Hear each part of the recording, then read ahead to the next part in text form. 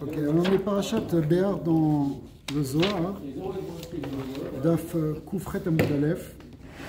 En fait, c'est le début, on va juste sauter le premier paragraphe parce qu'on les a déjà fait précédemment. C'était juste une introduction sur le fait qu'il faut se lever tôt la nuit pour faire remonter la Shrina jusqu'au matin pour qu'elle puisse s'élever et s'unir avec son Baal. Et on arrive donc ici dans le Matok Midvash, c'est page Tav Resh Nun Chet Tarna. Tout pata Rabbi Elazar. Rabbi Elazar a continué d'expliquer qui tikne evet ivri, un pasouk dans Parashat Mishpatim qui dit lorsque tu vas acquérir un serviteur juif ou un esclave juif, Shesh Shanim Ya'avor, il va travailler 6 ans, etc. Et il va travailler 6 ans, ou Bashvi Yetse, Chofshi Chinam. La 7e année, il ressort gratuitement, il n'a pas besoin de payer quoi que ce soit, il est libéré la 7e année. Bon, on connaît le din de Evet Ivri, c'est quelqu'un qui pour un problème de parnassa, ou plus exactement de gestion de sa vie, il a été obligé de... Enfin, il y a plusieurs types de... Il y a soit celui qui se vend lui-même, soit il est vendu par le Beddin. Mais en tout cas, il devient un Evet Ivri. Alors, quand il devient un Evet Ivri, il y a des dinim qui sont un peu différents des esclaves non juifs qu'on appelle Evet Kenaani. Il doit avoir plus de respect, etc. Et puis, au bout de 6 ans, il est libéré automatiquement. Il y a une libération automatique. Non seulement il n'a pas besoin de payer pour se racheter, mais au contraire même, son maître devra lui donner des cadeaux pour qu'il ressorte la tête haute. Alors, c'est-à-dire qu'on ne doit pas le mépriser.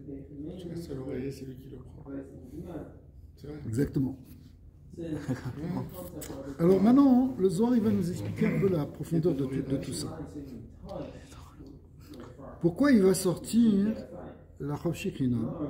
Begin de Kol Bar Israël dit Gaza, parce que tout juif qui a fait la circoncision, qui a été Maoul, et en réalité, le fait qu'on soit Maoul, c'est-à-dire qu'on a la Gdusha du Brit, correspond à la sphère du Yesod, c'est ça qui va nous attacher à la Shrina. La Shrina, c'est la Malchut. La Malchut, qu'est-ce qui fait le lien entre... qu'est-ce qui fait le lien avec... C'est quoi la sphère qui s'attache à Malchut? C'est Yesod. Quand quelqu'un, il est un Ben Israël et qu'il est Maoul, du coup, il peut rentrer dans la Shrina. Et c'est ça qu'on appelle ici Yetse, la Chofshi Chinam, ou Bashviit, Yetse la Chofshi Chinam. Des Egbe Reshimu Kadisha, Reshima Kadisha, Etle Naïcha Beshmita. Alors du coup, il a une menoucha dans la Shemitah. La Shemitah, c'est un terme qui désigne dans le Zohar ici la Malchut. La Malchut, c'est-à-dire la Shrina. Dead il est ou Deou ou à Shemitah le Naïcha Be. Parce que la Shrina, elle le veut lui. Elle veut quelqu'un qui est dans la Gdusha. Si on n'est pas dans la Gdusha, c'est très difficile de s'attacher à la Shrina. Quelqu'un, il peut vivre dans ce monde, mais il n'est pas connecté avec la présence divine. Cette connexion, elle vient de la Gdusha, en particulier de la Gdusha Tabrit. Veda, il crée Shabbat Haaretz, et ça s'appelle ce qu'on appelle le Shabbat Haaretz. C'est quoi Shabbat Haaretz? On est dans le début de Béar, où on parle de la Shemitah. La Shemitah s'appelle Shabbat Haaretz. C'est quoi Shabbat Haaretz? Haaretz, c'est la Malchut. La Shrina, Malchut, tout ça, c'est la même chose. C'est clair pour tout le monde? Maintenant, quand on dit Shabbat Haaretz, ça veut dire que la Malchut, elle-même, elle reçoit une menoucha, elle reçoit une naïcha, elle reçoit un bien-être. C'est comme si, quand tu fais des mitzvot, comme on l'a vu tout à l'heure, quand tu fais une mitzvah, ça fait Kiddush Hashem. Tu sanctifies le nom d'Hashem. Le nom d'Hashem, en réalité, c'est la Shrina. Donc, tu donnes une force à la Shrina à chaque fois que tu fais une mitzvah. Tu permets à la présence divine de résider dans ce monde. Tu lui permets d'exister et d'exister dans ton existence à toi. Ça s'appelle que tu lui donnes un Shabbat à Hachem. C'est comme si tu donnes de la sérénité à Dieu. Parce que la Shrina, elle est en galoute. Mais plus on va faire des mitzvot, et plus on va lui permettre au contraire de trouver un équilibre elle-même. Vadaï Chirou Eidba. C'est sûr qu'il va y avoir à ce moment-là, hein, pour cet esclave, une liberté, une libération. La véritable liberté, telle qu'elle est envisagée dans le Zohar, c'est une libération où on est libéré du Yetzer Hara. Le Eved Ivri, c'est quelqu'un qui en réalité, il représente notre état à nous. On est prisonnier du Yetzer Hara. Alors, pourquoi quelqu'un, on va le vendre chez un maître? C'est parce qu'il n'est pas capable de se dominer lui-même. Comme il n'est pas capable de se contrôler, par exemple, il ne peut pas s'empêcher de voler, il ne peut pas s'empêcher de... Il n'arrive pas à rentrer dans la structure de la société parce que c'est un vrai rachat en fait. Le rachat, comme on l'a défini dans le Tanya, c'est quelqu'un qui est absolument dominé par son Yetzer Hara. Pas dire qu'il est méchant, c'est peut-être un brave gars, c'est son Yetzer Hara qui le domine en permanence. Alors, puisqu'il n'est pas capable de se contrôler, d'être le maître de lui-même, il a besoin d'une tutelle. On le met chez un maître. Et au bout de 6 ans, normalement, 6 ans ça représente le Midot, 6 Midot, normalement, hein, il a appris à se structurer. Vous savez, comme les gens dans les prisons, théoriquement, vont faire la réinsertion, on va faire des choses, ils vont apprendre à retrouver une vie sociale. On les libère plus tôt et on les met dans un truc de placement, mais il faut quand même qu'on les contrôle, il faut qu'ils rentrent le soir, etc. Alors quand on dit esclave, c'est pas esclave de la personne, c'est esclave du Yetzer Hara. Alors en réalité, pourquoi il a été obligé d'être chez quelqu'un comme ça? C'est parce qu'il est dominé, il est esclave sur Yetzer Hara. Maintenant, même si on n'est pas, hein, c'est bien parce que c'est ça le chidouche, même si on n'est pas réellement placé chez quelqu'un, on n'est pas mis dans un processus de réinsertion sociale, malgré tout, on peut, chacun de nous, être dans cet état d'Eved Ivri. C'est-à-dire quoi, cet état d'Eved Ivri? C'est-à-dire qu'on n'a pas encore réussi à contrôler notre Yetzer Hara. Il faut aller chez un maître. Hein? Il faut aller chez un maître. En tout cas, tant qu'on n'a pas fait ça, on n'est pas libre. Le fait d'être dominé par notre Yetzer Hara, c'est en tant que tel un manque de liberté. La Shemitah, hein, qui est présentée au début de la paracha de cette semaine, elle indique en fait un principe de libération. Shabbat. Ce matin, on a eu une discussion avec quelqu'un qui est venu, qui dit « Ouais, mais vous, les religieux, déjà ça commence bien. Ah, vous n'êtes pas libre, vous ne pouvez pas prendre la voiture Shabbat, vous ne pouvez pas... » Truc classique. Moi, j'ai dit non. On est libre. Parce qu'on n'est pas obligé d'ouvrir un email, on n'est pas obligé de répondre à un message sur WhatsApp, on n'est pas obligé d'aller faire les courses. On est totalement libre.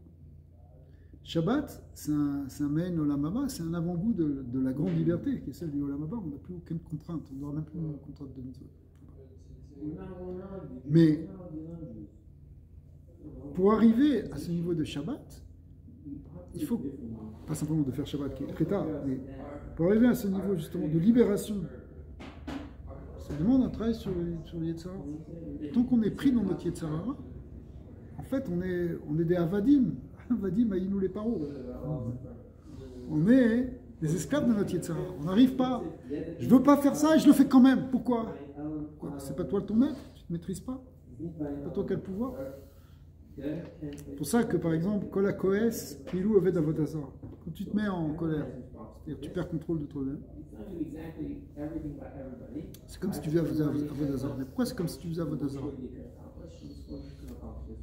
Écoutez, il n'y a pas longtemps, il y a quelques mois, un jour de Rav Ben Shitrit. Il disait le problème de la colère, c'est que tu te donnes le droit de te mettre en colère. Ah, là, ça dépasse les bornes. Ma patience a des limites.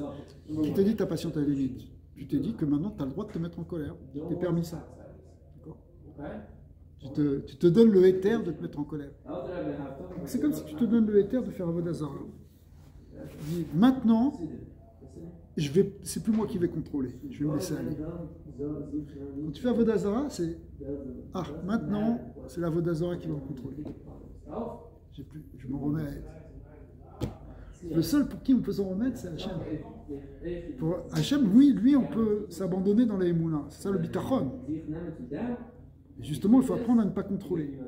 Mais quand on arrête de lâcher le contrôle et qu'on laisse autre chose se mettre en contrôle, te mettre en contrôle, que ce soit une avodazara ou que ce soit ton inconscient, t'as ton effet Shabani qui va faire n'importe quoi à ce moment-là.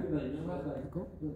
Et bien, en fin de compte, c'est comme si tu as choisi de t'en remettre à un autre pouvoir que toi. Donc ça s'appelle avodazara. C'est pour ça que c'est considéré comme une avodazara. L'idée de Shabbat, l'idée de Shemitah, c'est que ça y est, tu n'es plus dans cette là.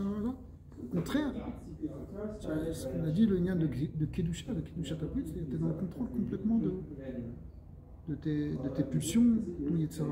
À ce moment-là, tu peux t'attacher à la Shrina. C'est un truc que tu définis qu'il n'est pas capable de faire tout seul. On a placé quand même. C'est-à-dire que si il était resté seul, il ne serait pas sorti, il ne serait pas plus responsable. C'est pas ça le temps chez ton. Dans d'autres passages du Zohar, on voit ce lien-là. Même la Torah,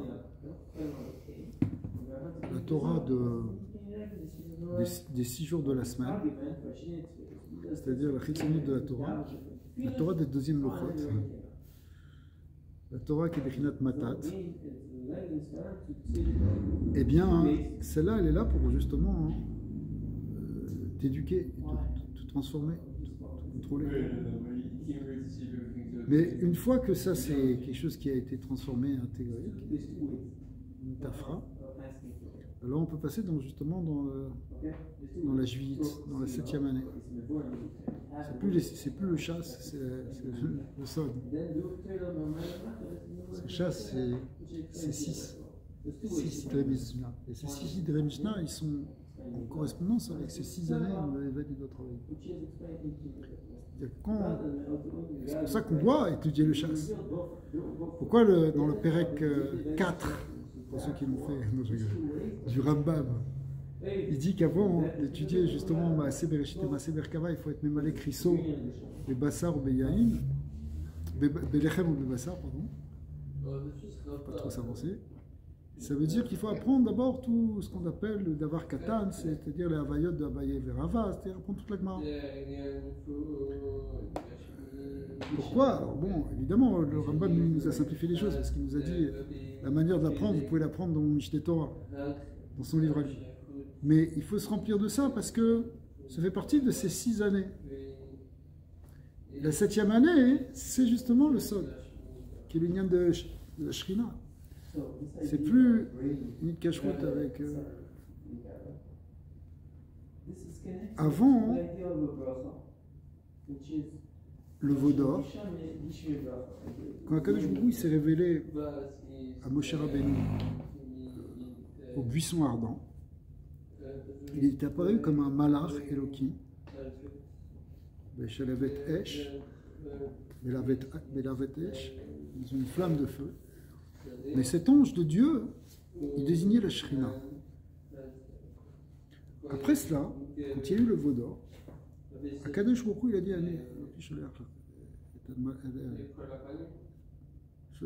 Malachi Lefanecha, je vois mon ange devant moi. Là-bas, hein, c'était plus la Shrina, c'était un malach. Un très grand ange. Mais l'ange, Moshe Rabbeinu ne voulait pas. Il a dit, si c'est pas la Shrina, moi je ne veux pas. Pourquoi? Parce qu'après la faute, il y a une descente de Madriga. Tu ne peux plus être dans cette Bechina, d'être cache-route direct avec la Shrina. Il faut d'abord faire un petit coup. Après la faute de la maréchale, après maintenant il faut repasser par d'autres tikkunim. Et une des manières d'être métaken, le Etzadat Tavara, ou d'être métaken, le Hegel, c'est justement par Chomer Olvenim, qui est Kalva Chomer, Velibuna Alacha, c'est-à-dire le fait d'étudier la Torah du Niglé, d'être Mevarer la Alacha, c'est quelque chose qui est métaken la Neshama, qui était métaken le Sechel. Pourquoi je passais par le lien de la Manigara? Tu sais, vraiment. Cette année, mais ils n'avaient pas peur de me retrouver.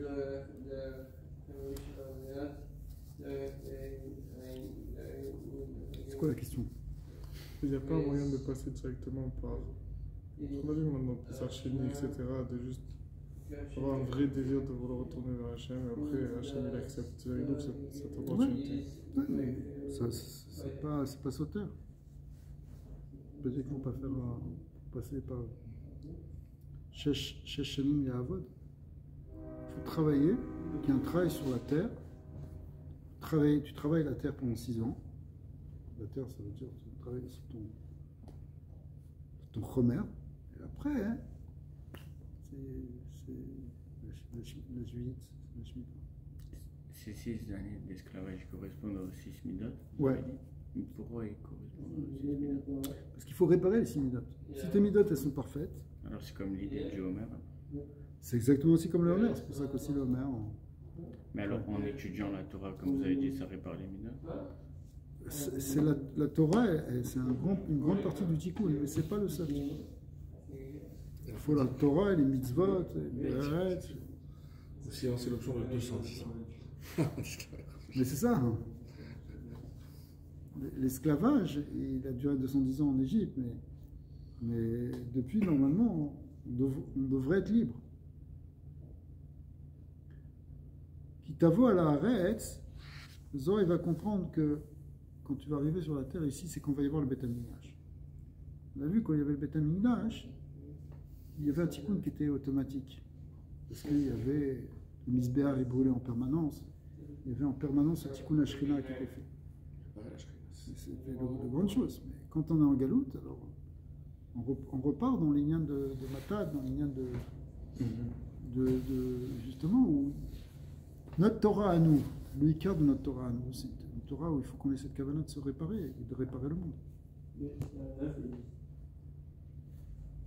Il faut surtout, alors le chidouche du Rabbi, c'est qu'il faut surtout penser à réparer le monde et pas penser être centré seulement sur sa personne.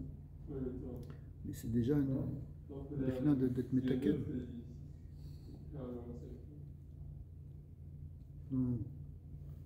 Pas le prendre mal. Il faut être métaken, c'est bon.